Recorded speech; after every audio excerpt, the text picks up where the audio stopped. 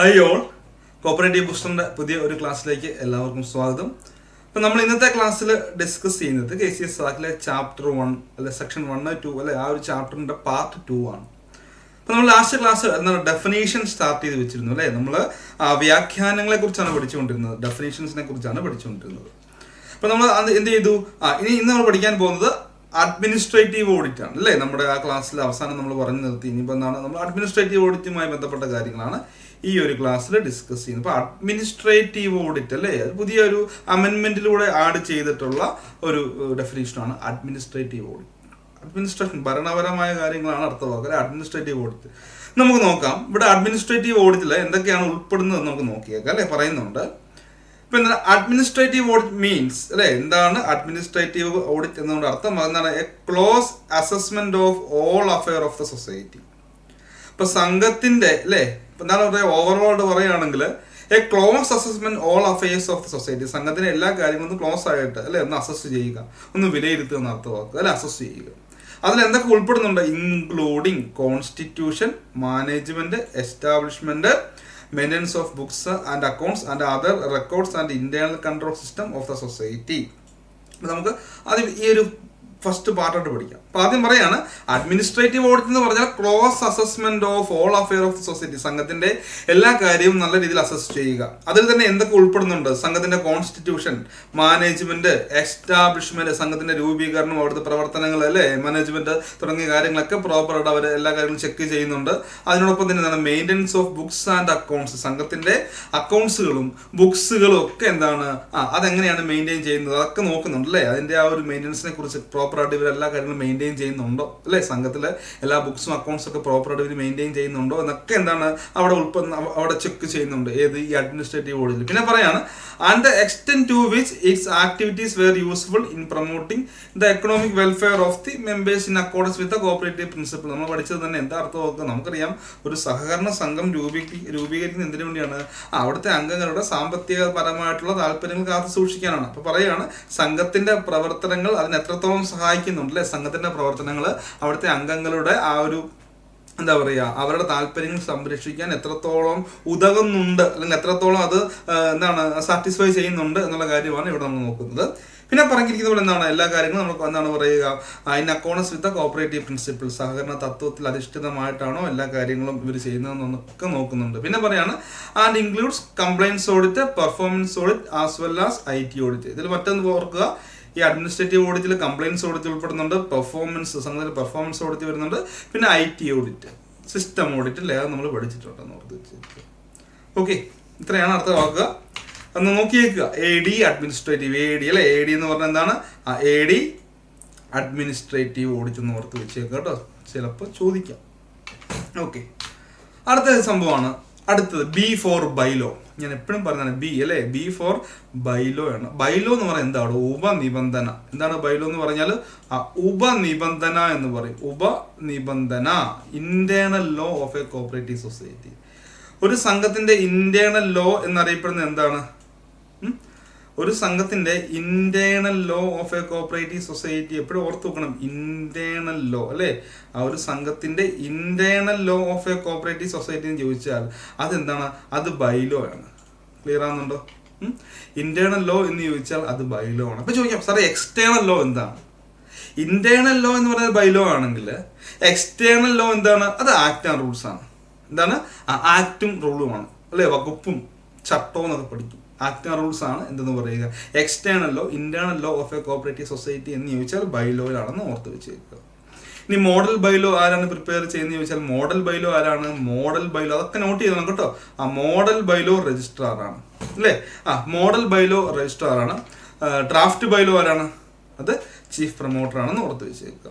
അപ്പൊ ഇവിടെ ബൈലോ അല്ലെ, നമ്മുടെ ആക്ടിൽ എങ്ങനെയാണ് ബൈലോയെ വ്യാഖ്യാനിക്കുന്നത്? Okay, bylaw means the registered bylaw of a cooperative society for the time being in force എന്നാ പറയുക. ബൈലോ എന്ന് പറയുന്നതാണ്, ബൈലോ മീൻസ് എന്താ പറയുക, ആ registered bylaw of a cooperative society. ഒരു സംഘത്തിന്റെ ബൈലോ എന്ന് ചോദിച്ചാൽ എന്താണ്? രജിസ്റ്റർ ചെയ്തിട്ടുള്ള ബൈലോ, അത്രേ പറയുന്നുള്ളൂ. അപ്പൊ അതുമായി ബന്ധപ്പെട്ട രജിസ്ട്രേഷൻ ഒക്കെ പഠിക്കാനുണ്ട്. ബൈലോ ആരാണ് ബൈലോ രജിസ്റ്റർ ചെയ്ത് കൊടുക്കുക? ആരാണ് കൊടുക്കുക? ആ രജിസ്ട്രാറാണ്. ഓക്കെ, രജിസ്ട്രാറാണ് അത് എന്ത് ചെയ്യുക? ബൈലോ രജിസ്റ്റർ ചെയ്ത് കൊടുക്കുന്നതെന്ന് ഓർത്ത് വെച്ചേക്കുക. അപ്പോൾ ബൈലോയെ കുറിച്ച് ഇത്രയും കാര്യം ഓർത്ത് വെക്കുക. വിശദമായിട്ട് നമ്മൾ പഠിക്കും കേട്ടോ, വിശദമായിട്ടൊക്കെ നമ്മൾ പഠിക്കുന്ന ഓർത്ത് വെച്ചേക്കുക. ഓക്കെ, ബൈലോ അമെൻമെൻറ്റ് അല്ലേ, കുറേ കാര്യങ്ങളൊക്കെ മോഡൽ ബൈലോ എന്താണ് അങ്ങനെയൊക്കെ പഠിക്കാറുണ്ട്. ഓക്കെ, ശരി. അടുത്താണ് CCU. ഇപ്പം ഞാൻ 2B ഫോർ ബൈലോ, ബിയിൽ പറയുന്നത് ബൈലോയെ കുറിച്ചാണെങ്കിൽ അടുത്ത 2C എന്താണ്? Circle cooperative union. എന്താണ് പറയുക? സർക്കിൾ കോപ്പറേറ്റീവ് യൂണിയൻ, സർക്കിൾ സഹകരണ യൂണിയൻ എന്ന് പറയും. അപ്പൊ എന്താണ് സർക്കിൾ കോപ്പറേറ്റീവ് യൂണിയൻ എന്നതുകൊണ്ട് അർത്ഥമാക്കുന്നത്? എന്താണ് ആക്ച്വലി വ്യാഖ്യാനിക്കുന്നത് ഇങ്ങനെയാണ്: circle cooperative union constituted under section 88, section 88 പ്രകാരം കോൺസ്റ്റിറ്റ്യൂട്ട് ചെയ്യുന്നതാണ് സർക്കിൾ സഹകരണ സംഘം എന്നിവിടെ പറയുന്നു. സെക്ഷൻ 2C പറയുന്നു അല്ലേ.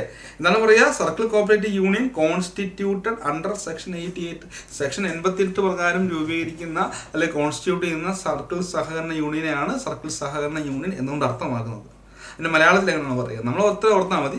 ഇപ്പോൾ നിങ്ങളിവിടെ പഠിക്കേണ്ടത് CCUവിൻ്റെ സെക്ഷൻ ഒന്ന് പഠിച്ചേക്കുക, 88 കേട്ടോ. 88 അത് വരുമ്പോൾ ഞാൻ വളരെ വിശദമായിട്ട് പഠിപ്പിക്കും. 88 circle cooperative union, 89 state cooperative union, സംസ്ഥാന സഹകരണ യൂണിയൻ, പിന്നെ അതുമായി ബന്ധപ്പെട്ട അതിൻ്റെ അഫിലിയേഷന്, ഫങ്ഷൻസ്, കുറേ കാര്യങ്ങൾ പഠിക്കാനുണ്ട് അവിടെ കേട്ടോ. ഓക്കെ, എന്താണ് C4 circle cooperative union? Circle cooperative union establish ചെയ്യുന്ന സെക്ഷൻ 88 പ്രകാരമാണെന്ന് ഓർത്തേക്കുക. അത് D for central society.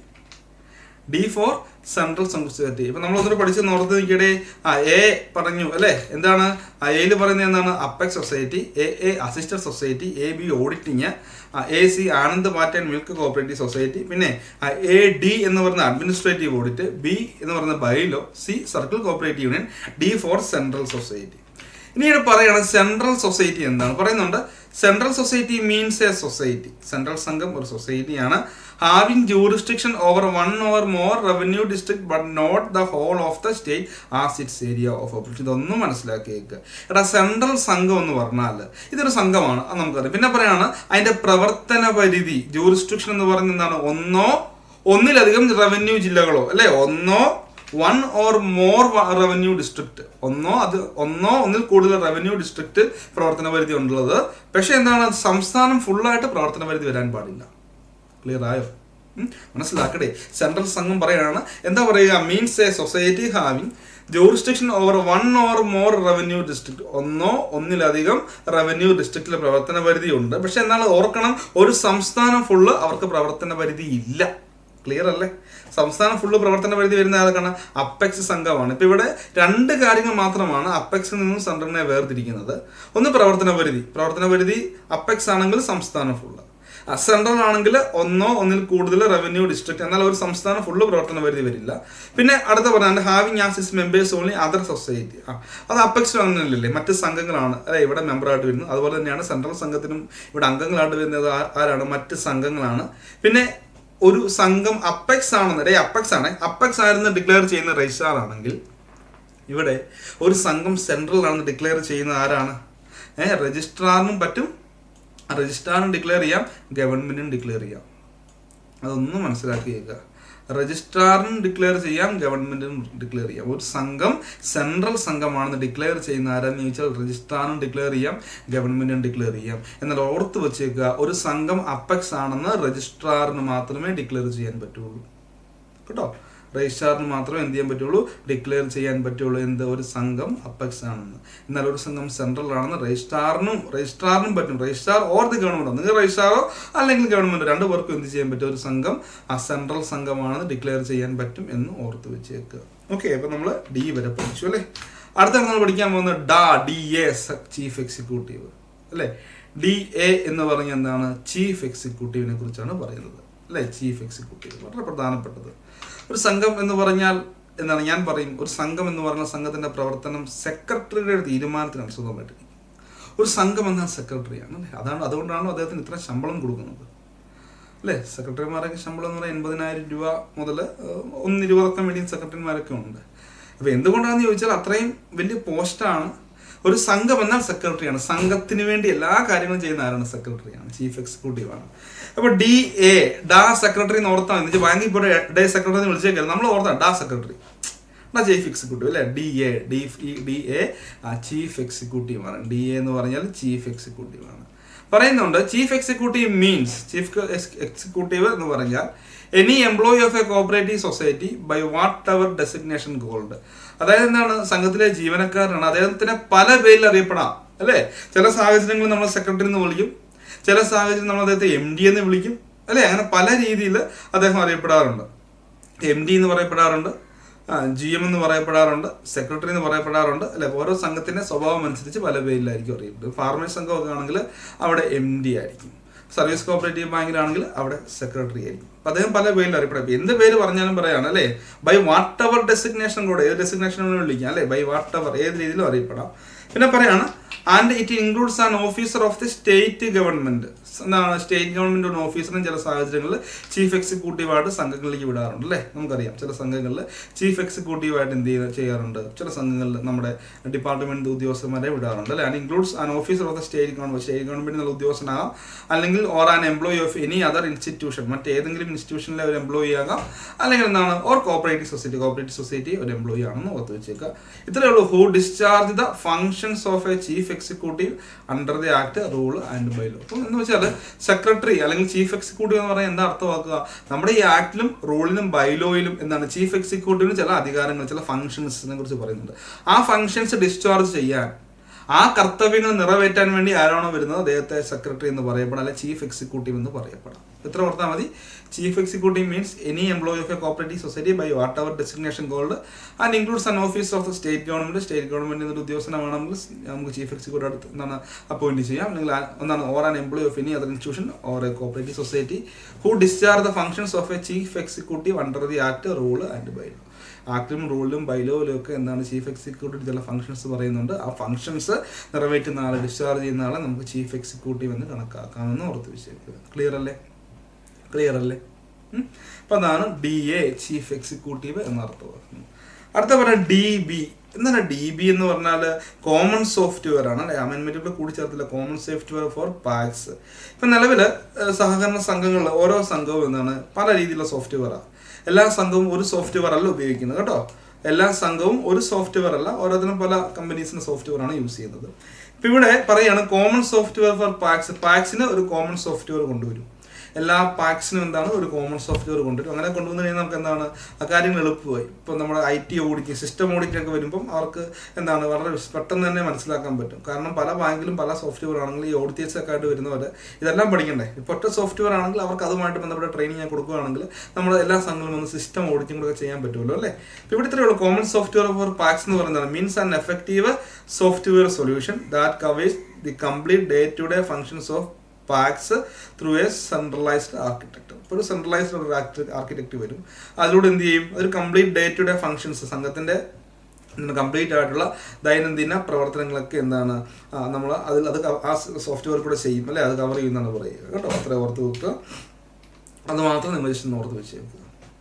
Okay, ചോദിക്കാം. അമെൻമെന്റിൽ കൂടെ കൂട്ടിച്ചേർത്താണ് DB, അല്ലെ? DB common software for PACS. Common software for PACS എന്ന് പറഞ്ഞാൽ അമെൻമെന്റിൽ കൂടെ കൂട്ടിച്ചേർത്താണെന്ന് അറിയുന്ന ഓർത്ത് വെച്ചേക്കുക. കോമൺ സോഫ്റ്റ്വെയർ ഫോർ പാക്സ് എന്ന് ഓർത്ത് വെച്ചേക്കുക. അടുത്ത വളരെ പ്രധാനപ്പെട്ട ഒരു ഭാഗമാണ് കൺസോർഷ്യം. ഇതും കൂട്ടിച്ചേർത്താണ്, കൺസോർഷ്യം കൊടുക്കാന്ന് കേട്ടില്ലേ? എന്താണ് കൺസോർഷ്യം എന്ന് പറഞ്ഞാൽ? മനസ്സിലാക്കണേ. കൺസോർഷ്യം എന്ന് പറഞ്ഞാൽ എന്താണ്? Means a formal association of cooperative society. ഇപ്പൊ സഹകരണ സംഘങ്ങളുടെ എന്താണ് ഒരു കോമൺ അല്ലെങ്കിൽ ഒരു ഫോർമൽ അസോസിയേഷൻ ആണ്. കോമൺ അല്ല, ഒരു ഫോർമൽ അസോസിയേഷൻ ആണ്. എന്തിന്റെയാണ്? Consortium means a formal association of cooperative society. സഹകരണ സംഘങ്ങളുടെ എന്താണ് ഒരു ഔപചാരികമായ സംഘടന, അസോസിയേഷൻ ആണ്, അല്ലെ? ഫോം ചെയ്യുന്ന എന്തിന്റെ അടിസ്ഥാനത്തിലാണ് formed? Based on A common objective. ഒരു പൊതുവായ ഒരു ലക്ഷ്യത്തോടെയാണ് ഇത് എന്ത് ചെയ്യുന്നത്? ഈ കൺസോർഷ്യം, അല്ലെ? ഈ formal association of cooperative societies form ചെയ്യുന്നത് എന്തിനു വേണ്ടി? ഞാൻ പറയുന്നത് എന്താണ് പറയുക, ഒരു കോമൺ ആയിട്ടുള്ള ഒബ്ജക്റ്റീവ് ഉണ്ട്. എന്താണ് പറയാ? ആ ഒബ്ജക്റ്റീവ് എന്താണ്? Establishing a new entity. ഒരു പുതിയ എൻറ്റിറ്റി ഇവരെല്ലാം കൂടെ ചേർന്ന് രൂപീകരിക്കുന്നു. എന്തിനു വേണ്ടിയാ? For raising fund for providing financial assistance for public purpose with approval of state government. അതായത് പൊതുവായ കാര്യങ്ങൾക്ക്, പബ്ലിക് പർപ്പസ് എന്ന് പറയുന്നത് പൊതുവായ കാര്യങ്ങൾക്ക് സാമ്പത്തിക സഹായം നൽകാൻ വേണ്ടി അല്ലെ, പൊതുവായ കാര്യങ്ങൾക്ക് സാമ്പത്തിക സഹായം നൽകാൻ വേണ്ടി ഫണ്ട് റേസ് ചെയ്യാൻ വേണ്ടി എന്താണ് ഒരു പുതിയ ഒരു എൻറ്റിറ്റി രൂപീകരിക്കുക എന്നുള്ളതാണ് ഈ കൺസോർഷ്യത്തിൻ്റെ അർത്ഥമൊക്കെ. കൺസോർഷ്യം എന്ന് പറയുന്നത് formal association of cooperative society, സഹകരണ സംഘങ്ങളുടെ ഒരു ഫോർമൽ അസോസിയേഷനാണ്, അല്ലെങ്കിൽ ഔപചാരികമായ സംഘടനയാണ്. ഒരു പൊതുവായ ലക്ഷ്യത്തെ മുൻനിർത്തി, ഒരു കോമൺ ഒബ്ജക്റ്റീവിനെ മുൻനിർത്തിയാണ് രൂപീകരിക്കുന്നത്. ആ കോമൺ ഒബ്ജക്റ്റീവ് എന്നാണ് എന്താ പറയുക, four establishing a new entity, ഒരു പുതിയ എൻറ്റിറ്റി രൂപീകരിക്കുക. എന്തിനു വേണ്ടി ഐഡന്റിറ്റി രൂപീകരിക്കുന്നത്? Rising fund for providing financial assistance for public purpose. അപ്പൊ പൊതുവായിട്ടുള്ള കാര്യങ്ങൾക്ക് സാമ്പത്തിക സഹായം നൽകാൻ വേണ്ടിയാണ് എന്ത് ചെയ്യുന്നത്, ഈ ഒരു എൻറ്റിറ്റി രൂപീകരിച്ച് അവർ ഫണ്ട് കണ്ടെത്തുന്നത്. ഇവിടെ ലോൺ കൊടുക്കുന്നത് അല്ലെങ്കിൽ സഹായം നൽകുന്നത് അല്ലെ ലോൺ കൊടുക്കുന്നത് എന്തിന്റെ അടിസ്ഥാനത്തിലാണ്? വിത്ത് അപ്രൂവൽ ഓഫ് സ്റ്റേറ്റ് ഗവൺമെന്റ് അല്ലേ.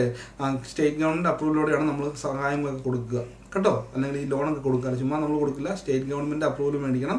അതിന് പ്രകാരമാണ് സംഘം എന്ത് ചെയ്യുക, ഒരു ഫോറിൻ അസോസിയേഷനൊക്കെ രൂപീകരിക്കുന്ന ഓർത്ത് വെച്ചേക്കുക.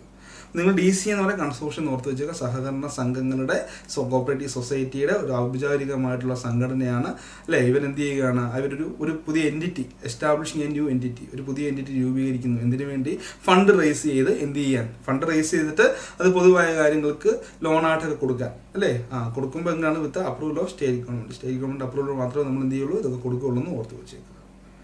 ഓക്കെ, അടുത്തതാണ് ഈ ഫോർ എന്താടെ കമ്മിറ്റി എന്ന് ഓർത്ത് വെച്ചാൽ മതി അല്ലേ.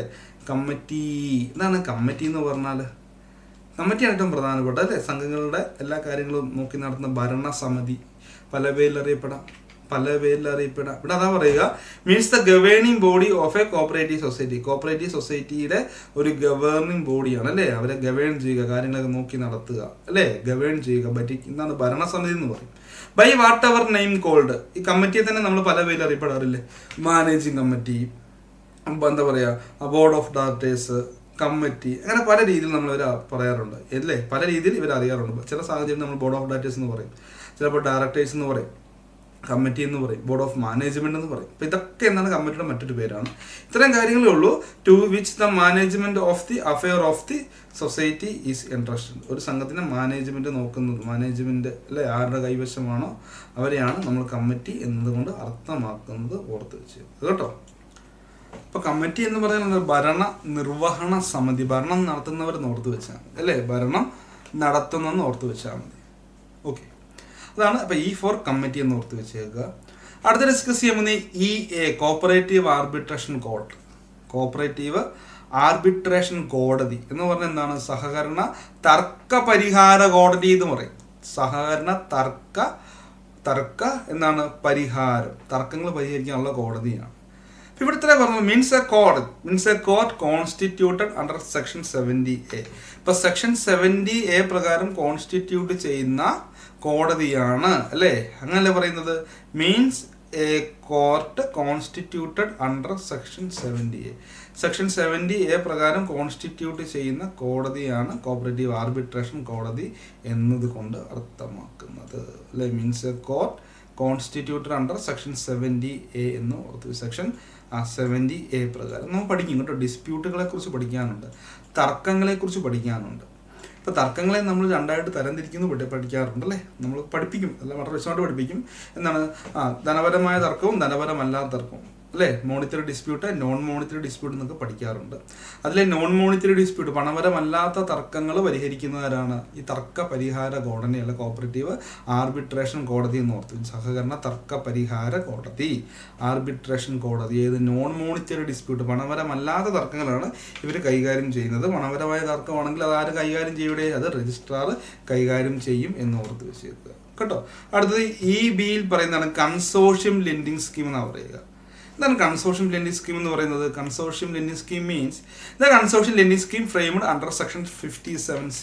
അപ്പോൾ എന്താണ് സെക്ഷൻ 57 അല്ലേ. സെക്ഷൻ 57C പ്രകാരം എന്ത് ചെയ്യുന്നതാണ്? ഫ്രെയിം ചെയ്യുന്ന ആ ഒരു സ്കീമിനെയാണ് കൺസോർഷ്യം ലെൻഡിങ് സ്കീം എന്നാണ് ഇവിടെ പറയുന്നത് അല്ലേ. നമുക്ക് ചിരിയും വരും അല്ലേ. എന്താണ് കൺസോർഷ്യം ലെൻഡിങ് സ്കീം എന്ന് പറഞ്ഞാൽ? സെക്ഷൻ 57 പ്രകാരം കോൺസ്റ്റിറ്റ്യൂട്ട് ചെയ്ത ഫ്രെയിം ചെയ്ത സ്കീം എന്ന് പറയുന്നുണ്ട്. വിശദമായിട്ട് ഇവിടെ പറയുന്നില്ല. വിശദമായിട്ട് പഠിപ്പിക്കുന്ന എവിടെയാണ്? സെക്ഷൻ 57C നമ്മൾ ഇതിനെക്കുറിച്ച് വിശദമായിട്ട് പഠിക്കുന്നത് കേട്ടോ. ഒന്ന് ഓർത്ത് വെച്ചേക്കുക. നമുക്ക് അവിടെ ചെല്ലുമ്പോൾ പഠിപ്പിക്കാം വിശദമായിട്ട്, വളരെ വിശദമായിട്ട് തന്നെ നമുക്ക് അവിടെ ചെല്ലുമ്പോൾ ഇതൊക്കെ പഠിച്ചു പോകാൻ ഓർത്ത് വെച്ചേക്കുക. അടുത്താണ് സെക്ഷൻ 2EC അല്ലേ. സെക്ഷൻ 2EC എന്താണ് 2EC എന്ന് പറയുന്നത്?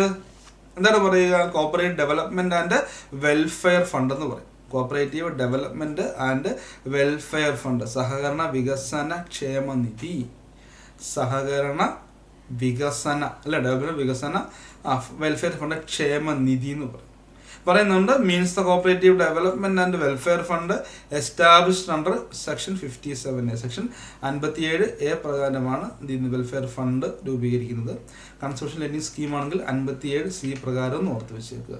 അടുത്താണ് ECC അല്ലേ? ECC സഹകരണ ഓംബുഡ്സ്മാൻ അല്ലെങ്കിൽ കോപ്പറേറ്റീവ് ഓംബുഡ്സ്മാൻ, അതും പഠിപ്പിക്കും. സെക്ഷൻ 69A കോപ്പറേറ്റീവ് ഓംബുഡ്സ്മാനെ കുറിച്ച് പറയുന്നത്. അത്രേ ഇവർ പറയുന്നുള്ളൂ.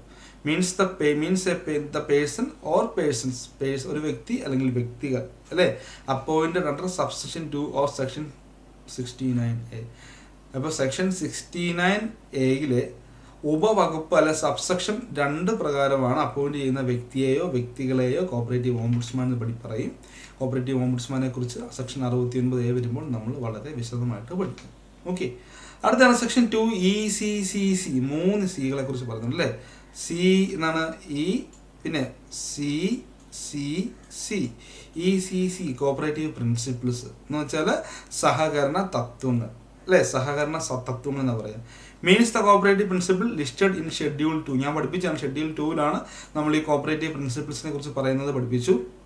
അതിന് ഞാൻ പറഞ്ഞു പ്രിൻസിപ്പിൾസിന് കുറേ അധികം സ്റ്റേജുകളെ കുറിച്ച് പഠിക്കാനുണ്ട്. കുറേയധികം സ്റ്റേജസ് ഉണ്ട് അല്ലേ? നമുക്ക് റോക്ക്ഡെയിൽസ് വന്ന അന്ന് മുതൽ 1860 ആ വർഷം മുതൽ നമുക്ക് എന്താണ് കോപ്പറേറ്റീവ് പ്രിൻസിപ്പിൾസിനെ കുറിച്ച് പഠിക്കാനുണ്ട്. അതിൻ്റെ വളരെ വിശദമായിട്ട് ക്ലാസ് ഞാനിവിടെ അപ്ലോഡ് ചെയ്യുന്നതായിരിക്കും. ഇത് ജസ്റ്റ് നോർത്ത് വെച്ച് കോപ്പറേറ്റീവ് പ്രിൻസിപ്പിൾ എന്ന് പറഞ്ഞാൽ ഷെഡ്യൂൾ 2 പ്രകാരം നമ്മുടെ ആക്ടിനോട് അപ്പൻഡ് ചെയ്തിട്ടുള്ളത്. അതിന് കൂട്ടി എന്താണ് അപ്പൻഡിക്സിലാണ് പറയുന്നത് അല്ലേ? ഷെഡ്യൂൾ 2 പ്രകാരം നമ്മൾ ആക്ടിലേക്ക് അപ്പൻഡ് ചെയ്യുന്ന പറയുക. അപ്പൻഡിക്സ് അല്ല കേട്ടോ, അപ്പൻഡിക്സ് റൂളിലാണ് പറയുന്നത്. ഇത് ഷെഡ്യൂൾ 2 കോപ്പറേറ്റീവ് പ്രിൻസിപ്പിൾ പറയുന്നത്, നമ്മൾ ആക്റ്റുമായി ബന്ധപ്പെടുത്തിയിട്ടുള്ളതാണ്. അതാണ് അപ്പൻഡഡ് എന്ന് അർത്ഥമൊക്കെ. അപ്പൻഡിക്സ് എന്ന് ഓർത്തേക്കരുത്. ഇപ്പോൾ ഷെഡ്യൂൾ 2 കോപ്പറേറ്റീവ് പ്രിൻസിപ്പിൾ എന്ന് പറയുന്നതാണ് ആ cooperative principles listed in schedule 2. Schedule 2 പറഞ്ഞിരിക്കുന്ന പ്രിൻസിപ്പിൾസിനെയാണ്, കോപ്പറേറ്റീവ് പ്രിൻസിപ്പിൾസിനെയാണ് ഇവിടെ സഹകരണ തത്വങ്ങൾ എന്നതുകൊണ്ട് നിർവഹിച്ചിരിക്കുന്നത് അർത്ഥമാക്കുക. ഓക്കെ, ശരി. അടുത്ത് പഠിക്കാൻ പോകുന്നത് ED ആണ് അല്ലേ? ED for cooperative service examination board അല്ലേ? കോപ്പറേറ്റീവ് സർവീസ് എക്സാമിനേഷൻ ബോർഡ്, സഹകരണ സർവീസ് എക്സാമിനേഷൻ ബോർഡ് എന്ന് പറയും. എന്താ പറയുക? Means the cooperative service examination board under section 80B. Section 80Bയിൽ പറയുന്നതാണ് സർവീസ് എക്സാമിനേഷൻ ബോർഡ് എന്നാണ് പറയുക അല്ലേ? പറയുന്നുണ്ട് cooperative service examination board means cooperative service examination board under section 80B എന്ന് ഓർത്ത് വെച്ചേക്കുക. ഇപ്പോൾ സെക്ഷൻ 80B പ്രകാരം കോൺസ്റ്റിറ്റ്യൂട്ട് ചെയ്യുന്നതാണ് എന്ത് പറയുക എക്സാമിനേഷൻ ബോർഡ്. ഈ ബോർഡ് വഴി എഴുതിയാണല്ലോ നമ്മൾ പരീക്ഷയ്ക്ക് നമ്മൾ ജൂനിയർ ക്ലർക്കൊക്കെ ആയിട്ട് കയറുന്നത്. ഓക്കെ, അടുത്താണ് Fൽ പറയാണ് കോപ്പറേറ്റീവ് സൊസൈറ്റി, സഹകരണ സംഘം. എന്താണ് സഹകരണ സംഘം? എന്താ അർത്ഥം വെക്കുക? എന്താ പറയുക? Means a cooperative society registered or deemed to be registered under this act എന്നാണ് പറയുക. എന്ന് വെച്ചാൽ എന്നാൽ ഈ നിയമത്തിന്റെ കീഴിൽ രജിസ്റ്റർ ചെയ്യപ്പെട്ടതായി കരുതാവുന്നതോ അല്ലേ? അതാർത്ഥമാക്കുക. Registered or deemed to be register എന്ന് പറയുന്നത് അർത്ഥമാക്കുക രജിസ്റ്റർ ചെയ്യപ്പെട്ടതോ അല്ലെങ്കിൽ രജിസ്റ്റർ ചെയ്യപ്പെട്ടതായി കരുതാവുന്നതോ ആയ സഹകരണ സംഘം എന്നാണ് അല്ലേ? ഇതിൽ രജിസ്റ്റർ ചെയ്തതോ അല്ലെങ്കിൽ എന്താ പറയുക രജിസ്റ്റർ ചെയ്തതോ വാക്കോർത്തോണം, അല്ലെങ്കിൽ രജിസ്റ്റർ ചെയ്യപ്പെട്ടതായി കരുതാവുന്നതോ ആയ സംഘങ്ങളെയാണ് ഇവിടെ സഹകരണ സംഘം എന്നതുകൊണ്ട് അർത്ഥമാക്കുന്നത്. ഓക്കെ, മനസ്സിലായി വിചാരിക്കുന്നു. കൂടുതൽ എക്സ്പ്ലനേഷൻ നമുക്കിവിടെ ആവശ്യമില്ല, മനസ്സിലാക്കി പോവുക. അടുത്താണ് cooperative society with limited liability അല്ലെ? ക്ലിപ്ത ബാധ്യത സഹകരണ സംഘം. ലിമിറ്റഡ് ലയബിലിറ്റി എന്ന് പറയുന്നതാണ് ക്ലിപ്ത ബാധ്യത. പറയുന്നത് means a society in which the liability of its members for the debt of the society in the event of its being wound up is limited by its bylaw to the amount, if any, unpaid on the share respectively held by them or to such amount as they respectively undertake to contribute to the asset of the society. എന്ന് പറഞ്ഞാൽ നമ്മൾ എത്രത്തോളം share എടുത്തിട്ടുണ്ടോ, വളരെ ചുരുക്കി പറഞ്ഞാൽ ഇത്ര ഓർത്താൽ മതി, നമ്മൾ എത്രത്തോളം ഷെയർ എടുത്തിട്ടുണ്ടോ അത്രത്തോളം ആയിരിക്കും നമ്മുടെ ബാധ്യത എന്ന് ഓർത്ത് വെച്ചേക്കുക. ഓക്കെ, അവരോട് പറയുന്നുണ്ട്. എന്നാൽ സംഘം നിർത്തലാക്കുന്ന സമയത്ത് മലയാളം കൊണ്ട് ഞാൻ പറയാം എന്താണ് ഇതിന്റെ നിയമത്തിന്റെ മലയാളം എങ്ങനെയാണ് പറയുന്നത്. സംഘം നിർത്തലാക്കുന്ന സമയത്ത് അതിലെ അംഗങ്ങൾക്ക്, അല്ലേ, സംഘം നിർത്തലാക്കുന്ന സമയത്ത് അതിലെ അംഗങ്ങൾക്ക് സംഘത്തിന്റെ കടബാധ്യത ഉപനിബന്ധന പ്രകാരം പരിമിതപ്പെടുത്തിയത് സംബന്ധിച്ച് അവരവർ എടുത്തിട്ടുള്ള ഓഹരികളിൽ ക്രമമായി അടയ്ക്കാത്ത തുകകളെയോ അല്ലെങ്കിൽ സംഘത്തിന്റെ ആസ്തി സ്വരൂപിക്കുന്നതിലേക്ക് അവരവർ നൽകാമെന്ന് നേരിട്ടുള്ള തുകയോ ഉപനിബന്ധന പ്രകാരം ബാധ്യതയുള്ള സംഘം എന്നാണ്. ഒന്നുമില്ല, നമ്മൾ എത്രത്തോളം ഷെയർ സബ്സ്ക്രൈബ് ചെയ്തിട്ടുള്ളൂ അത്രത്തോളം ആയിരിക്കും നമ്മുടെ ബാധ്യത. സംഘം വൈൻഡ് അപ്പ് ചെയ്യുമ്പോൾ നമുക്ക് അത്രത്തോളം ആയിരിക്കും നമ്മുടെ ബാധ്യത. അല്ല നമ്മൾ വീട്ടിൽ നിന്നും സംഘത്തിന്റെ കടം തീർക്കാൻ പണം കൊണ്ടുവരണ്ട, അത്ര ഓർത്താൽ മതി. നമ്മൾ എത്രത്തോളം ഷെയർ എടുത്തിട്ടുണ്ടോ അത്രത്തോളം ആയിരിക്കും നമ്മുടെ ബാധ്യത. അതിനെയാണ് cooperative society with limited liability എന്ന് പറയുന്നത്. ബാക്കിയൊന്നും നോക്കണ്ട, ഇത് മാത്രമേ ഓർത്താൽ മതി. നമ്മൾ എത്രത്തോളം ഷെയർ എടുത്തിട്ടുണ്ടോ അത്രത്തോളം ആയിരിക്കും നമ്മുടെ ബാധ്യത എന്ന് ഓർത്ത് വെച്ചേക്കുക. അടുത്ത പറയുന്ന cooperative society with unlimited liability എന്ന് പറയുക, അല്ലെ, ക്ലിപ്തരഹിത ബാധ്യതാ സംഘം. ക്ലിപ്തരഹിത ബാധ്യതാ സംഘം പറയുന്നത് means a society the members of which are in the event of its being wound up jointly and severally liable for and in respect of all its obligation and to contribute to any deficit in the asset of the society എന്ന് പറയുന്നത് എന്താ അർത്ഥം നോക്കുക. സംഘം നിർത്തലാക്കുന്ന അവസരത്തിൽ സംഘത്തിന്റെ എല്ലാ ബാധ്യതകളിലും ആസ്തികളിലും എന്തെങ്കിലും കുറവുണ്ടായാൽ അത് നികത്താൻ അംഗങ്ങൾ കൂട്ടായും ഓരോരുത്തരായും ബാധ്യതപ്പെട്ടിരിക്കുന്ന സംഘം എന്നാകുന്നു എന്ന് പറഞ്ഞാൽ, ഇപ്പോൾ സംഘം അവിടെ വൈൻഡപ്പ് ചെയ്യുന്നു, സംഘം എന്താണ് വൈൻഡപ്പ് ചെയ്യുന്നു, അത് കൊടുത്തു തീർക്കാൻ സംഘത്തിന്റെ ബാധ്യത കൊടുത്തു തീർക്കാനുള്ള പണം സംഘത്തിന് ഇല്ല എന്നുണ്ടെങ്കിൽ അവിടുത്തെ മെമ്പർമാർ എന്താണ് ഇൻഡിവിജ്വലായിട്ടും കൂട്ടായിട്ടും അത് ബാധ്യസ്ഥരാണ്. നേരത്തെ പഠിച്ചിട്ട് എന്താണ്, നമ്മൾ എത്രത്തോളം ഷെയർ എടുത്തോ അത്രത്തോളം നമ്മുടെ ബാധ്യതയുള്ളൂ. ഇവിടെ എങ്ങനെയല്ല, ഇവിടെ നമ്മൾ നമ്മുടെ ഇൻഡിവിജ്വൽ ആസ്തി വിറ്റാണെങ്കിലും എന്ത് ചെയ്യണം, ഈ സംഘത്തിന്റെ ബാധ്യത തീർക്കണം. അതിനെയാണ് cooperative society with unlimited liability, ക്ലിപ്തരഹിത ബാധ്യത എന്ന് പറയും. ഇപ്പോൾ നിലവിൽ എന്താണ് അൺലിമിറ്റഡ് ലയബിലിറ്റി സംഘങ്ങളൊന്നുമില്ല, എല്ലാം ലിമിറ്റഡാണ്. നേരെ നാട്ടകം ഉണ്ടായിരുന്നു, നാട്ടകം എന്താണ് ഇപ്പം ലിമിറ്റഡ് ആക്കി ഓർത്ത് വെച്ചേക്കുക. ഇതൊന്ന് ജസ്റ്റ് ഒന്ന് നോക്കിയേക്കുക. എഫ് എന്ന് പറയാൻ കോപ്പറേറ്റീവ് സൊസൈറ്റി, ജി എന്ന് പറയാൻ cooperative society with limited liability, H എന്ന് പറയുന്നത് cooperative society with unlimited liability എന്ന് മാത്രം നമ്മൾ ഒന്ന് ഓർത്ത് വെച്ചേക്കുക കേട്ടോ. എന്ന് മാത്രം നമ്മൾ ജസ്റ്റ് ഒന്ന് ഓർത്ത് വെച്ചേക്കുക. അടുത്താണ് ഡെപ്പോസിറ്റ് ഗ്യാരണ്ടി സ്കീം, അല്ലേ, നിക്ഷേപ സുരക്ഷാ പദ്ധതി എന്ന് പറയും. എന്താണ് നിക്ഷേപ സുരക്ഷാ പദ്ധതി, നിക്ഷേപ സുരക്ഷാ പദ്ധതി എന്ന് പറയും. ഇവിടെ പറയുന്നതാണ് എന്താണ് deposit guarantee scheme means the deposit guarantee scheme framed under എന്താണ് 57B എന്നാണ് പറയുക, അല്ലേ, ശരിയല്ലേ. 57B എന്നാണ് കേട്ടോ, ടൈപ്പിങ്ങിൽ ഒരു മിസ്റ്റേക്കാണ്. 57B പ്രകാരം കോൺസ്റ്റിറ്റ്യൂട്ട് ചെയ്യുന്നതാണ് എന്തെന്ന് പറയുന്നത് ഡെപ്പോസിറ്റ് ഗ്യാരണ്ടി സ്കീം, നിക്ഷേപ സുരക്ഷാ പദ്ധതി. വിശദമായിട്ട് ഞാൻ പഠിപ്പിക്കും നിക്ഷേപ ഗ്യാരണ്ടി സ്കീം. കാരണം നമ്മുടെ നിക്ഷേപങ്ങൾക്ക് ഗ്യാരണ്ടി ഉണ്ട്, പക്ഷെ അത് സംഘം വൈൻഡപ്പ് ചെയ്യുന്ന സമയത്ത് മാത്രമേ അത് കിട്ടുകയുള്ളൂ, ഇടയ്ക്ക് വെച്ച് അത് കിട്ടുകയില്ല. 5 ലക്ഷം രൂപ വരെയാണ് നിക്ഷേപത്തിന് ഗ്യാരണ്ടി ഉള്ളത്. നിക്ഷേപ ഗ്യാരണ്ടിയിൽ സംഘം അംഗമായിരിക്കണം. അങ്ങനെ സംഘം അംഗമാകുന്നില്ല എന്നുണ്ടെങ്കിൽ സംഘത്തിന് നിക്ഷേപം മേടിക്കാൻ പറ്റില്ല. അങ്ങനെ കുറേ കാര്യങ്ങൾ പഠിക്കാനുണ്ട്, ഞാനത് പഠിപ്പിച്ചോളാം കേട്ടോ. ഞാൻ അത് പഠിപ്പിച്ചോളാം എന്ന് ഓർത്ത് വെച്ചേക്കുക. ഓക്കെ, അടുത്താണ് HBയിൽ പറയുന്നത്, അല്ലേ, എന്താണ് HBയിൽ പറയുന്നതാണ് നമുക്ക് നോക്കാം. HBയിൽ പറയുന്നത് എന്താണ് നമുക്ക് നോക്കാം, അല്ലേ. പിന്നെ നമ്മൾ നോക്കാൻ പോകുന്നത് DCA, അല്ലേ, ഡയറക്ടർ ഓഫ് കോപ്പറേറ്റീവ് ഓഡിറ്റ്. എന്താണ് സഹകരണ ആഡിറ്റ് ഡയറക്ടർ അല്ലെങ്കിൽ ഡയറക്ടർ ഓഫ് കോപ്പറേറ്റീവ് ഓഡിറ്റ് എന്നാണ് ഇനി പഠിക്കാൻ പോകുന്നത്. DH ആണ് കേട്ടോ, സോറി DH അല്ല, HBയിലാണ് പറയുന്നത് കേട്ടോ. HBയിലാണ് ഡയറക്ടർ ഓഫ് കോപ്പറേറ്റീവ് ഓഡിറ്റിനെ നമ്മൾ ഡിഫൈൻ ചെയ്യുന്നത്. അപ്പോൾ നമുക്ക് നോക്കാം എങ്ങനെയാണ് ഡയറക്ടർ ഓഫ് കോപ്പറേറ്റീവ് ഓഡിറ്റ്. നമുക്ക് പഠിക്കാനുണ്ട് സെക്ഷൻ 63, 64 ഒക്കെ പഠിക്കാനുണ്ട്. ഇവിടെ പറയാണ് means the director of cooperative audit appointed under subsection 1 of section 63. അപ്പോൾ ഈ DCA കുറിച്ചാണ് സെക്ഷൻ 63 പറയുന്നത്. ഓക്കെ, DCA അതിനെ കുറിച്ചാണ് സെക്ഷൻ 63 പറയുന്നത്. ഇവിടെ പറയാണ് സെക്ഷൻ 63 സബ്സെക്ഷൻ 1 പ്രകാരം എന്ത് ചെയ്യുന്ന അപ്പോയിന്റ് ചെയ്യുന്ന ഉദ്യോഗസ്ഥനെയാണ് നമ്മൾ ഡയറക്ടർ ഓഫ് കോപ്പറേറ്റീവ് ഓഡിറ്റ് എന്നുകൊണ്ട് അർത്ഥമാക്കുന്നത്. പിന്നെ വീണ്ടും പറയുന്നത് and any officer to whom all or any of the powers of the DCA may be delegated by the government by general or special order under subsection 3 of section 63 എന്നും പറയുന്നുണ്ട്. അതായത് അപ്പം നമ്മൾ 63 പ്രകാരം അപ്പോയിന്റ് ചെയ്യുന്ന വ്യക്തിയെ DCA എന്ന് കണക്കാക്കുന്നു. പിന്നെ പറയുന്നത് എന്താണ് any officer to whom all or any of the power of the DCA. അപ്പൊ DCAയുടെ അധികാരങ്ങൾ പൂർണ്ണമായിട്ടോ ഭാഗികമായിട്ടോ ഗവൺമെന്റ് പൊതു ഉത്തരവിലൂടെയോ അല്ലെങ്കിൽ സ്പെഷ്യൽ ഉത്തരവിലൂടെയോ മറ്റാർക്കെങ്കിലും എന്ത് ചെയ്യുകയാണ് ഡെലിഗേറ്റ് ചെയ്ത് കൊടുക്കുന്നുണ്ടെങ്കിൽ, വികേന്ദ്രീകരണം ചെയ്ത് കൊടുക്കുന്നുണ്ടെങ്കിൽ ആ വ്യക്തിയെ നമ്മൾ DCA ആയിട്ട് കാണണം എന്ന് പറയുന്നു. ക്ലിയർ അല്ലേ? ഇവിടെ പറഞ്ഞ ഇങ്ങനെയാണ്. എന്താണ് പറയുക, ഈ നിയമപ്രകാരം സഹകരണ ഓഡിറ്റ് ഡയറക്ടറുടെ സഹകരണ ആഡിറ്റ് ഡയറക്ടറുടെ എല്ലാമോ, അതായത് പൂർണ്ണമോ അല്ലെ ഓൾ ഓർ ഇനി എന്ന് പറയുന്നതാണ്, എല്ലാമോ അല്ലെങ്കിൽ ഏതെങ്കിലുമോ അധികാരങ്ങൾ നൽകിയിട്ടുള്ള ഏതെങ്കിലും ഉദ്യോഗസ്ഥരുണ്ടെങ്കിൽ ആ വ്യക്തിയും നമ്മൾ ഈ ഒരു DCA എന്ന് പറയുന്ന ആ ഒരു ഹെഡിൽ ഉൾപ്പെടുത്തണമെന്നാണ് പറയുക. ദാറ്റ് മീൻസ് ഇവിടെ DCAയും ഉണ്ട്, ഫങ്ഷണൽ DCAയും ഉണ്ട് അല്ലേ. ഫങ്ഷണൽ DC എന്താണ്? DCയുടെ അധികാരങ്ങൾ പൂർണ്ണമായിട്ടോ ഭാഗികമായിട്ടോ വിനിയോഗിക്കുന്നയാളെ നമ്മൾ ഫങ്ഷണൽ DC അല്ലെങ്കിൽ എന്താണ് പറയുന്നത്, DCയുടെ അധികാരങ്ങൾ. ഫോർ എക്സാമ്പിൾ നമ്മൾ പറയുകയാണെങ്കിൽ ഒരു താലൂക്ക് തലത്തിലാണെങ്കിൽ അവിടുത്തെ ഓഡിറ്റിന്റെ കാര്യം നോക്കുന്ന ആരാണ്? അസിസ്റ്റന്റ് ഡയറക്ടറാണ്, AD ആണ്. ഇനി നേരെ നമ്മൾ ഒരു ജില്ലാതലമായിട്ട് പോകുമ്പോൾ എന്താണ്? അവിടെ JD ആണ് അല്ലേ. ഇപ്പം ഇവിടെ എന്ത് ചെയ്യുകയാണ്? പ്രവർത്തന പരിധി അവിടെ വിഭജിച്ച് കൊടുക്കുകയാണ്. കാരണം നമ്മൾ ആലോചിക്കുക, ഈ ഒരു DCA ഉണ്ടെങ്കിൽ അദ്ദേഹത്തെ കൊണ്ട് ഈ കേരളത്തിലെ എല്ലാ സംഘങ്ങളുടെയും ഓഡിറ്റ് നടപ്പാക്കാൻ പറ്റില്ല. അപ്പോൾ അദ്ദേഹത്തിന്റെ ആ ജോലി എന്ത് ചെയ്യണം? താഴെത്തട്ടിലേക്ക് ഡെലിഗേറ്റ് ചെയ്ത് കൊടുത്തെങ്കിൽ മാത്രമേ എഫിഷ്യന്റ് ആകാനും പ്രധാനപ്പെട്ട കാര്യങ്ങൾ മാത്രം ഇദ്ദേഹത്തിന് ശ്രദ്ധിക്കാനും കഴിയുള്ളൂ അല്ലേ. അതായത് നിങ്ങൾ ആലോചിച്ച് നോക്കിയേ, ഒരൊറ്റ DCA ഉള്ളൂ, അദ്ദേഹം ഈ കേരളത്തിലെ എല്ലാ സംഘങ്ങളുടെ ഓഡിറ്റുമായി ബന്ധപ്പെട്ട കാര്യങ്ങൾ നോക്കണമെന്ന് പറഞ്ഞാൽ അദ്ദേഹം ആദ്യം തന്നെ ഒറ്റ ദിവസം പോലും ജോലിയിൽ ഇട്ടേച്ച് പോകത്തേ ഉള്ളൂ. ശരിയല്ലേ? കാരണം നമ്മളെ കൊണ്ട് പോലും ഒരു മനുഷ്യനെ കൊണ്ട് അങ്ങനെ പറ്റില്ല. അപ്പൊ അതുകൊണ്ട് താലൂക്ക് തലത്തിലെ കാര്യങ്ങൾ നോക്കാൻ നമുക്ക് അവിടെ AD ഉണ്ട്. അതായത് DCയുടെ അധികാരങ്ങൾ കുറച്ച് അധികാരം ADക്ക് കൊടുത്തിട്ടുണ്ട് അല്ലേ. ഇനി ജില്ലാപരമായിട്ടുള്ള കാര്യത്തിൽ ജോയിന്റ് ഡയറക്ടറുണ്ട്. അപ്പൊ DCയുടെ കുറച്ച്, അതായത് ADയേക്കാൾ കൂടുതൽ അധികാരം അവിടെ എന്താണ്? JDക്ക്, ജോയിന്റ് ഡയറക്ടറൊക്കെ ഉണ്ട്. സംസ്ഥാനപരമായ കാര്യങ്ങൾക്ക് നമ്മൾ DCയുടെ കാര്യം ഇരിക്കുന്നു ഓർത്ത് നോക്കുക. സെക്ഷൻ 63(1) പ്രകാരമാണ് മെയിൻ DCA അല്ലെ, മെയിൻ DCA. പിന്നെ സെക്ഷൻ 63(3) പ്രകാരമാണ് ഫങ്ഷണൽ DCA എന്ന് ഓർത്ത് വെച്ചേക്കുക.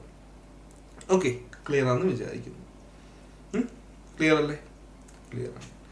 അടുത്തത് പറയാൻ പോകുന്നത് വളരെ പ്രധാനപ്പെട്ട ഒരു ഭാഗം തന്നെയാണ് എന്താണ് ഡിസ്പ്യൂട്ട്, തർക്കം എന്ന് പറയും അല്ലെ. തർക്കം means any matter touching the business, constitution, establishment or management of a society capable of being the subject of litigation and includes a claim in respect of any sum payable to or by a society whether such claim be admitted or not എന്ന്.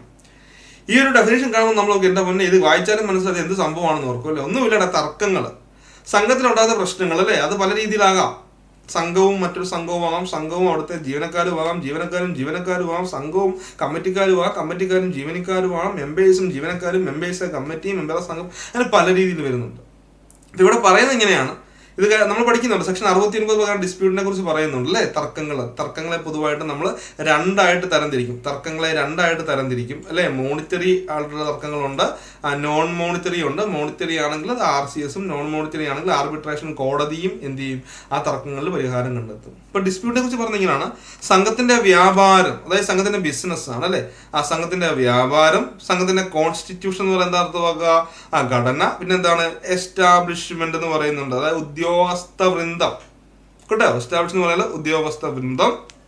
പിന്നെ ഭരണം, അതായത് പറയുന്ന ഇതാണ് സംഘത്തിന്റെ ബിസിനസ്സുമായിട്ടോ സംഘത്തിന്റെ എന്താണ് ആ ഒരു ഘടനയായിട്ടോ ഉദ്യോഗസ്ഥ വൃന്ദം എന്ന് പറഞ്ഞാൽ സംഘത്തിന്റെ എസ്റ്റാബ്ലിഷ്മെന്റ് എന്ന് പറയും, ജീവനക്കാരെയൊക്കെ ഉൾപ്പെടുന്ന. അല്ലെങ്കിൽ പിന്നെ അതുപോലെ എന്താണ് ഭരണം, സംഘത്തിന്റെ മാനേജ്മെന്റ് ഒക്കെ ആയിട്ടോ അല്ലെ.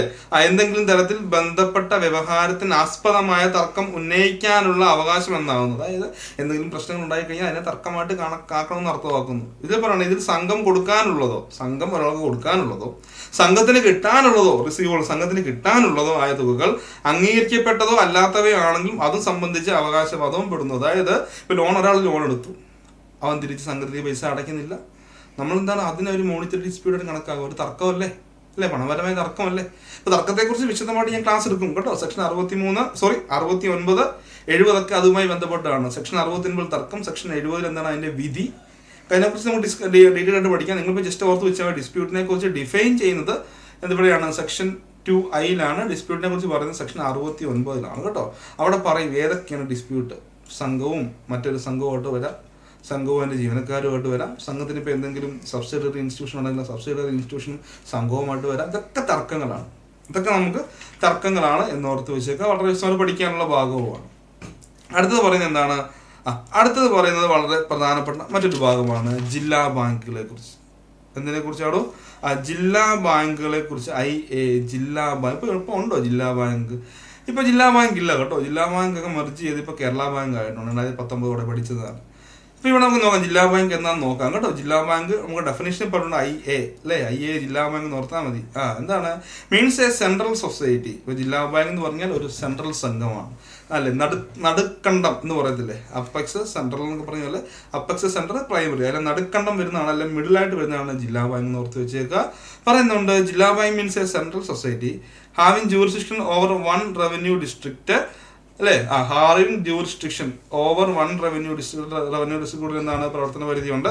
And having primary agriculture credit societies urban cooperative bank as its members കേട്ടോ. അപ്പം ജില്ലാ ബാങ്കിലെ അംഗങ്ങൾ എന്ന് പറഞ്ഞാൽ പാക്സ് വരുന്നുണ്ട്, പിന്നെ UCB അർബൻ കോപ്പറേറ്റീവ് ബാങ്ക് അവിടുത്തെ അംഗങ്ങളായിട്ട് വരുന്നുണ്ട്. And the principal objectives which അതിന്റെ പ്രധാനപ്പെട്ട ജില്ലാ ബാങ്കിന്റെ പ്രധാനപ്പെട്ട ലക്ഷ്യം എന്താണ്?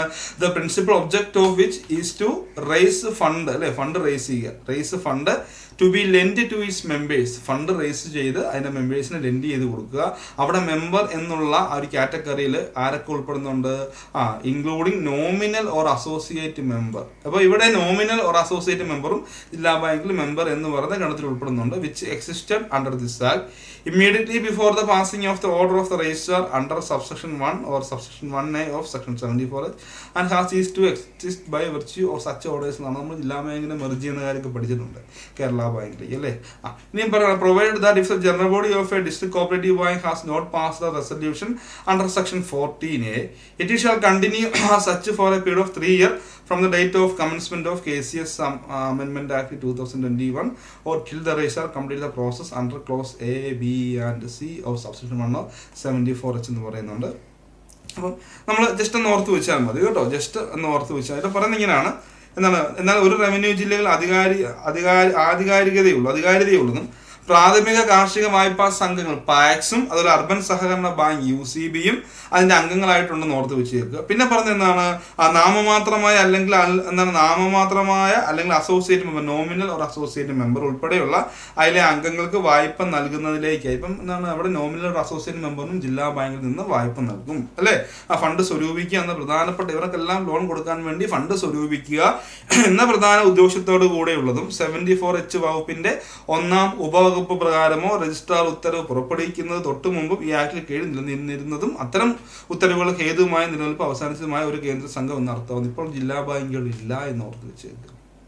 അപ്പം ജില്ലാ ബാങ്കുകളില്ല. പിന്നെ പറയാം, എന്നാൽ ഒരു ജില്ലാ സഹകരണ ബാങ്കിന്റെ പൊതുയോഗം 14A വകുപ്പിൽ കീഴിലുള്ള പ്രമേയം പാസ്സാക്കാത്ത പക്ഷം അത് 2021 കേരള സഹകരണ സംഘ ഭേദഗതി ആയിട്ട് നിലവിൽ വരുന്ന തീയതി മുതൽ 2 വർഷം വരെയോ അല്ലെങ്കിൽ 74H വകുപ്പിന്റെ 1ാം ഉപവകുപ്പ് അത് അതിന്റെ മെർജിങ്ങുമായി ബന്ധപ്പെട്ട കാര്യങ്ങളാണ് കേട്ടോ. ഇതിന്റെ മെർജിങ്ങുമായി ബന്ധപ്പെട്ട കാര്യങ്ങളാണ് പറയുന്നത്. നിങ്ങളിപ്പോൾ അത് നോക്കണ്ട, കാരണം നമുക്ക് അതിന്റെ കാര്യമില്ല. അപ്പോൾ അത് നല്ലതൊക്കെ നമ്മളെല്ലാം വിശദമായിട്ട് പഠിപ്പിച്ചോളൂ. ഇപ്പം നമ്മൾ അതിലേക്ക് നോക്കുന്നില്ല. 74H ഒക്കെ നമ്മൾ അത് അമാൽഗമേഷനൊക്കെ ആയിട്ട് ബന്ധപ്പെട്ട അസറ്റ് ട്രാൻസ്ഫർ ചെയ്യുന്നതുമായിട്ട് ബന്ധപ്പെട്ട കാര്യങ്ങളാണ്.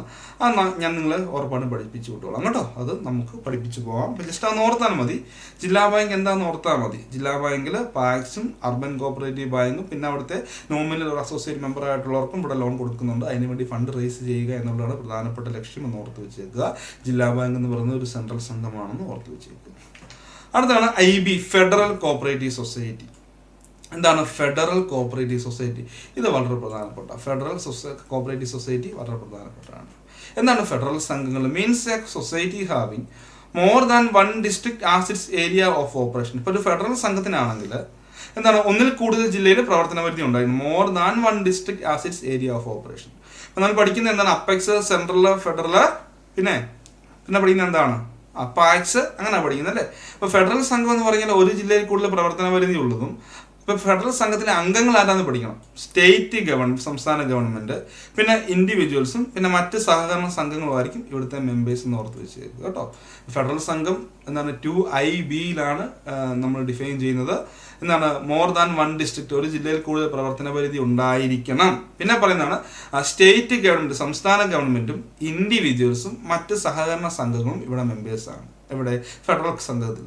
പിന്നെ പറയുന്നുണ്ട്, ഇത് അമെൻമെന്റ് ഇപ്പോൾ കൂട്ടിച്ചേർത്തിട്ടാണെന്ന് നോക്കിയേക്കുക. But the number of individual members in the society shall not exceed 25% of the total membership in the society. അപ്പം അവിടെ പറയാണ്, ഞാൻ പറഞ്ഞല്ലോ ഇവിടുത്തെ അംഗങ്ങളായിട്ട് ആരൊക്കെ വരും ഇവിടെ മെമ്പേഴ്സ് ആയിട്ട് എന്താണ് മറ്റ് ഗവൺമെന്റ് വരും, സ്റ്റേറ്റ് ഗവൺമെന്റ് വരും, പിന്നെ ആരാണ്, പിന്നെ വരുന്നുണ്ട് അതർ സൊസൈറ്റീസ് അല്ലെ, മറ്റ് സംഘങ്ങളും ഇവിടെ മെമ്പേഴ്സ് ആയിട്ട് വരും അല്ലെ. അതർ സൊസൈറ്റി, മറ്റ് സൊസൈറ്റീസ്, പിന്നെ ആരും കൂടെ വരുന്നുണ്ട്, ഇൻഡിവിജ്വൽസും വരുന്നുണ്ട്. ഗവൺമെന്റ്, മറ്റ് സംഘങ്ങൾ, ഇൻഡിവിജ്വൽസ്, ഇങ്ങനെ 3 തരത്തിലാണ് ഇവിടെ അംഗങ്ങൾ വരിക അല്ലെ. ഇവർ 3 ഇവിടുത്തെ അംഗങ്ങളാണെന്ന് ഓർത്ത് വെച്ചിരിക്കുക. അപ്പോൾ വളരെ പ്രധാനപ്പെട്ടായിട്ട് ഇവിടെ നമ്മൾ മനസ്സിലാക്കേണ്ട മറ്റൊരു പോയിന്റ് ഓർത്ത് നോക്കുക. ടോട്ടൽ നമ്പർ ഓഫ് മെമ്പേഴ്സിന്റെ എണ്ണം. അതായത് ഇപ്പം നമുക്ക് 100 പേരുണ്ടെന്ന് വിചാരിക്കുക അല്ലേ. 100 പേരുണ്ട്. 100 പേരെന്ന് പറഞ്ഞാൽ state government plus other society plus individuals അല്ലേ, ഇത് 3 കൂടുമ്പോൾ 100 മെമ്പേഴ്സ് ഉണ്ടെങ്കിൽ പറയാണ് ടോട്ടൽ നമ്പർ ഓഫ് മെമ്പേഴ്സ്. ഇപ്പം 100 അല്ല, ഉദാഹരണം ഞാൻ പറയുകയാണ്, അതിന്റെ 25% അധികരിക്കാൻ പാടില്ല ആര്? ഇൻഡിവിജ്വൽസ്. കേൾക്കുന്നുണ്ടോ? ഇൻഡിവിജ്വൽസ് എന്ത് ചെയ്യാൻ പാടില്ല? ടോട്ടൽ നമ്പർ ഓഫ് മെമ്പേഴ്സിന്റെ 25% കൂടുതൽ ആവാൻ പാടില്ല. ഇപ്പൊ 100 പേരാണ് ടോട്ടൽ എങ്കിൽ 25 പേരിൽ കൂടുതൽ ഇൻഡിവിജ്വൽസ് ആകാൻ പാടില്ല. ലേറ്റസ്റ്റ് അമെന്റ്മെന്റിൽ കൂടെ കൂട്ടിച്ചേർത്താണ് ഈ ഭാഗം. ഒന്ന് ഓർത്ത് വെച്ചേക്കുക. ഇത്രയേ ഉള്ളൂ പറയുന്നത്. ടോട്ടൽ നമ്പർ ഓഫ് മെമ്പേഴ്സിന്റെ 25% കൂടാൻ പാടില്ല ഇൻഡിവിജ്വൽ മെമ്പേഴ്സ് എന്ന് ഓർത്ത് വെച്ചേക്കുക. ഓക്കെ. പിന്നെ ഇവിടെ പറയുന്നുണ്ട് പ്രൊവൈഡഡ് ദാറ്റ് എന്ന് പറയുന്നത് എന്നിരുന്നാലും. മേൽ നമ്മൾ കണ്ടീഷൻ പറയുന്നുണ്ട് അല്ലേ. അപ്പൊ ഇവിടെ താഴെ അവർ പറയാണ് എന്നിരുന്നാലും, പ്രൊവൈഡഡ് ദാറ്റ് അങ്ങനെ തന്നെ പറഞ്ഞാലും അല്ലെങ്കിൽ എന്നിരുന്നാലും the condition regarding number of individual members shall not be applicable to society which are existence before the commencement of KCS Amendment Act 2023 അല്ലേ, 2020. അതായത് ഈ നമ്മുടെ ഏറ്റവും ലേറ്റസ്റ്റ് അമെന്റ്മെന്റിൽ കൂടിയാണ് ഈ 25% കൂടാൻ പാടില്ലെന്ന് പറഞ്ഞില്ലേ. ടോട്ടൽ നമ്പർ ഓഫ് മെമ്പേഴ്സിന്റെ 25% കൂടെ അധികരിക്കാൻ പാടില്ല ആര്? Individual members. അത് വന്നത് എവിടെയാണ്? അത് എന്നാണ് വന്നത്? ഈ ലേറ്റസ്റ്റ് 2023 അമെന്റ്മെന്റുമായി ബന്ധപ്പെട്ടാണ് അത് വന്നത്. അപ്പോൾ പറയാണ് ഈ അംഗങ്ങളുടെ അല്ലെ ഈ ഒരു റെസ്ട്രിക്ഷൻ, അതായത് ടോട്ടൽ നമ്പർ ഓഫ് മെമ്പേഴ്സിന്റെ 25% കൂടാൻ പാടില്ല ഇൻഡിവിജ്വൽസ് എന്നുള്ള ആ ഒരു റെസ്ട്രിക്ഷൻ നിലവിലുള്ള സംഘങ്ങൾക്ക് ബാധകമല്ല. അതായത് ഈ അമെന്റ്മെന്റ് ആക്ട് വരുന്നതിന് മുൻപുള്ള സംഘങ്ങൾക്ക്, നിലവിലുള്ള സംഘങ്ങൾക്ക് ഇത് ബാധകമല്ല.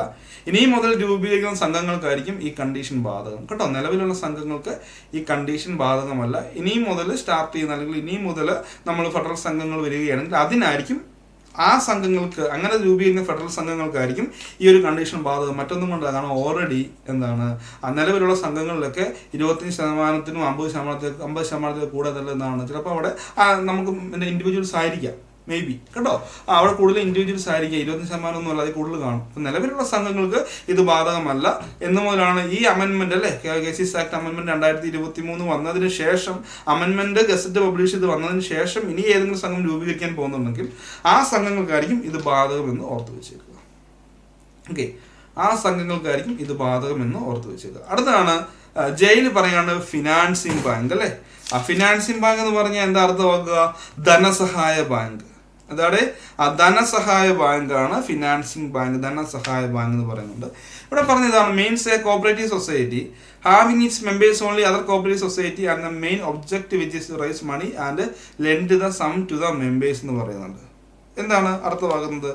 എന്താ അർത്ഥമാക്കുക? പണം സ്വരൂപിച്ച് അല്ലേ. ഫിനാൻസിങ് ബാങ്ക് എന്ന് പറയുന്നതാണ് means a cooperative society. Financing ബാങ്കും ഒരു സഹകരണ സംഘമാണ്. ഇതിന്റെ members having its members only other cooperative society. ഒരു ഫിനാൻസിങ് ബാങ്കിലെ അംഗം എന്ന് പറയുന്നത് ആരാണ്? മറ്റ് സംഘങ്ങളായിരിക്കും അല്ലേ. ഒരു ഫിനാൻസിങ് ബാങ്കിലെ അംഗങ്ങൾ എന്ന് പറഞ്ഞാൽ ഇപ്പോൾ ഒരു ഫിനാൻസിങ് ബാങ്ക് എടുക്കുകയാണെങ്കിൽ അതിലെ അംഗങ്ങളും മറ്റ് സംഘങ്ങളായിരിക്കും. പ്രധാനപ്പെട്ട ലക്ഷ്യം, ഫിനാൻസിങ് ബാങ്കിന്റെ പ്രധാനപ്പെട്ട ലക്ഷ്യം എന്താണ്? The main object of which is to raise money. Fund സ്വരൂപിച്ച് എന്ത് ചെയ്യണം? അതിന്റെ അംഗങ്ങൾക്ക് കൊടുക്കുക എന്നുള്ളതാണ്. ഇപ്പോൾ ഫോർ എക്സാമ്പിൾ ഒരു ഫിനാൻസിങ് ബാങ്ക് എന്ന് വിചാരിക്കുക. ആ ഫിനാൻസിങ് ബാങ്കിൽ ഒരുപാട് അംഗങ്ങൾ ഉണ്ടായിരിക്കും അല്ലേ. വലിയൊരു ഫിനാൻസിങ് ബാങ്ക് അതെ, അവിടെ ഒരുപാട് ഇങ്ങനെ അംഗങ്ങൾ ഉണ്ടായിരിക്കും. ഇവരുടെ പ്രധാനപ്പെട്ട കർത്തവ്യം, ഈ ഫിനാൻസിങ് ബാങ്കിന്റെ പ്രധാനപ്പെട്ട സംഭവം എന്താണ്? കർത്തവ്യം എന്താണ്? ഫണ്ട് സ്വരൂപിക്കുക അല്ലേ. ഫണ്ട് സ്വരൂപിച്ചിട്ട് എന്ത് ചെയ്യണം? അത് അതിന്റെ ആവശ്യക്കാർക്ക് അല്ലേ. ഫോർ എക്സാമ്പിൾ ഫണ്ട് സ്വരൂപിക്കുക, എന്നിട്ട് എന്താണ്? ആവശ്യക്കാർക്ക് ലോണായിട്ട് കൊടുക്കുക. And lend the sum to its മെമ്പേഴ്സിന്റെ അംഗങ്ങൾക്ക് ലോണായിട്ട് കൊടുക്കുക. ഇതാണ് എന്തെന്ന് പറയുന്നത്? ഒരു ഫിനാൻസിങ് ബാങ്ക് അല്ലെ. ഇതാണ് ഫിനാൻസിങ് ബാങ്ക്. ഫിനാൻസിങ് ബാങ്ക് ഒരു സംഘമാണ്. ഫണ്ട് സ്വരൂപിച്ച് അതിന്റെ മെമ്പേഴ്സിന് കൊടുക്കുക. സഹകരണ സംഘങ്ങൾ മാത്രമായിരിക്കും ഫിനാൻസിങ് ബാങ്കിലെ അംഗങ്ങൾ ഓർത്ത് വെച്ചേക്കുക. അടുത്താണ് കെ ഫോർ എന്താണ്? ആ ജനറൽ ബോഡി മീറ്റിംഗ് ആണ് അല്ലെ. ജനറൽ ബോഡി മീറ്റിംഗ് എന്താണ്? ജനറൽ ബോഡി എന്ന് പറഞ്ഞാൽ ആ final authority of a cooperative society. സംഘത്തിന്റെ പരമാധികാര മാതൃകയിലാണ്. അത് സംഘത്തിന്റെ പൊതുയോഗമാണ്. ജനറൽ ബോഡി എന്ന് പറയുന്നതാണ് ആ പൊതുയോഗം. നമ്മുടെ നാട്ടിലെ പൊതുയോഗം എന്നൊക്കെ പറഞ്ഞാൽ നമ്മൾ കാണുന്നത് എന്താണ്? നമ്മളവിടെ പൊതുയോഗത്തിന് പോകുന്നു, എന്താണ് ചായ കിട്ടുന്നു, കുറേ എന്തെങ്കിലും പലഹാരങ്ങൾ കിട്ടുന്നു, എന്തെങ്കിലും പ്ലേറ്റോ സമ്മാനങ്ങൾ കിട്ടുന്നു അല്ലെ, അങ്ങനെയൊക്കെയാണ് നമ്മൾ പൊതുയോഗത്തെക്കുറിച്ച് കാണുന്നത്. പക്ഷെ ഓർത്ത് വെക്കുക, ജനറൽ ബോഡി എന്ന് പറഞ്ഞാൽ സംഘത്തിന്റെ പരമാധികാരമാണ്. സംഘവുമായി ബന്ധപ്പെട്ട എല്ലാ കാര്യങ്ങളുടെയും അവസാന വാക്ക് ജനറൽ ബോഡിയുടേതാണ്. പറയുന്നത് means a meeting of the members who are entitled to vote in the affair of the society. അപ്പോൾ സംഘത്തിന്റെ കാര്യങ്ങളിൽ വോട്ട് ചെയ്യാൻ അർഹതപ്പെട്ട അംഗങ്ങളുടെ ഒരു മീറ്റിങ്ങിനാണ് ജനറൽ ബോഡി മീറ്റിംഗ് എന്ന് പറയുന്നത് അല്ലേ. എന്താ പറയുക, സംഘം പ്രവർത്തനങ്ങളിൽ വോട്ട് രേഖപ്പെടുത്തുവാൻ അവകാശമുള്ള അംഗങ്ങളുടെ യോഗം, എ ക്ലാസ് മെമ്പേഴ്സിന്റെ യോഗം, വോട്ടവകാശമുള്ള അംഗങ്ങളുടെ യോഗത്തിനാണ് ജനറൽ ബോഡി മീറ്റിംഗ് എന്ന് പറയുന്നത്. ഫൈനൽ അതോറിറ്റി എന്ന് പറയുന്നത് ജനറൽ ബോഡിയാണ്. നമുക്ക് 5 ടൈപ്പ് ജനറൽ ബോഡിയെ കുറിച്ച് പഠിക്കാനുണ്ട് അല്ലെ, 5 ടൈപ്പ് ജനറൽ ബോഡിയെ കുറിച്ച് പഠിക്കാറുണ്ട്. ഒന്നാമത്തെ എന്താണ്, ഫസ്റ്റ് ജനറൽ ബോഡി മീറ്റിംഗ്. പിന്നെ നമുക്ക് പറയാം last general body meeting. First general body ഉണ്ടെങ്കിൽ ലാസ്റ്റ് ജനറൽ ബോഡി മീറ്റിംഗ് കാണും.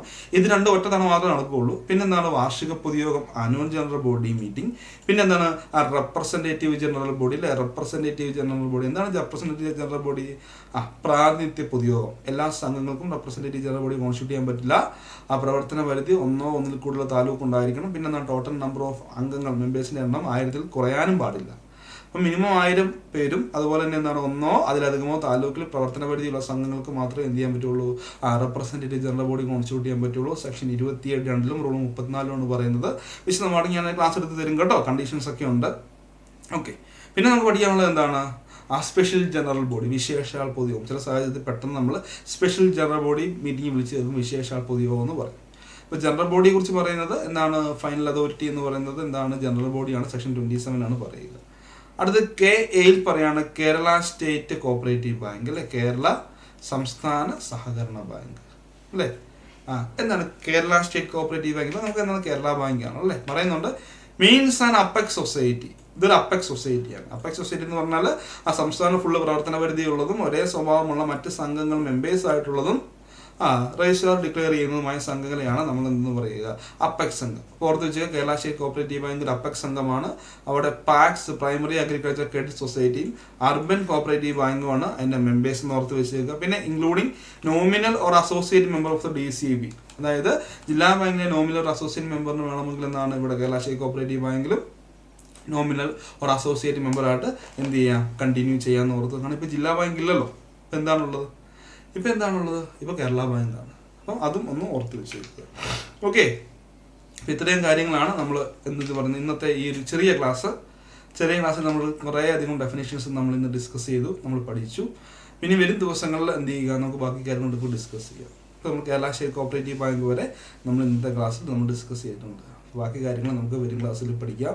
എല്ലാവരും നന്നായിട്ട് കാര്യങ്ങൾ കണ്ട് ഷോർട്ട് നോട്ടുകളൊക്കെ പ്രിപ്പയർ ചെയ്ത് പഠിക്കുക കേട്ടോ, നന്നായിട്ട് പഠിക്കുക. അപ്പോൾ നമുക്ക് പുതിയ ക്ലാസ്സിൽ കാണാം. ഇനി നമുക്ക് എന്താണ് എല്ലാ ദിവസവും വീഡിയോസ് അപ്ലോഡ് ചെയ്യാം, എല്ലാ സബ്ജക്റ്റിൻ്റെ വീഡിയോസ് നമുക്ക് അപ്ലോഡ് ചെയ്യാം. എല്ലാവരും നന്നായിട്ട് പഠിക്കുക. നമ്മുടെ ചാനൽ നിങ്ങൾ ലൈക്ക് ചെയ്യുക, സുഹൃത്തുക്കൾക്ക് ഷെയർ ചെയ്ത് കൊടുക്കുക, സബ്സ്ക്രൈബ് ചെയ്യുക കേട്ടോ. എന്നും വീഡിയോസ് അപ്ലോഡ് ചെയ്യുന്നതായിരിക്കും. നിങ്ങൾ എന്നെ വിശ്വസിക്കും, നമുക്ക് സുഖമായിട്ട് എല്ലാവർക്കും ഒരുമിച്ച് എന്ത് ചെയ്യാം, ഈ പരീക്ഷ ക്രാക്ക് ചെയ്യാം. Okay, thank you.